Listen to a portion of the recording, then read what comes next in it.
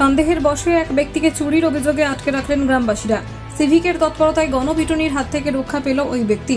ঘটনাটি ঘটে মঙ্গলবার রাত্রি নাগাদ পুরুলিয়া মফস্বল থানার পালনজা গ্রামে। গ্রামে পরপর 3টি বাড়িতে চুরির ঘটনা ঘটে। চোর ধরার জন্য তৎপর ছিলেন গ্রামের মানুষ। সেই সময় সন্দেহজনকভাবে ওই ব্যক্তিকে দেখে ধরে ফেলেন গ্রামের মানুষ। খবর রটে যেতেই ব্যাপক উত্তেজনা ছড়ায় গ্রামে।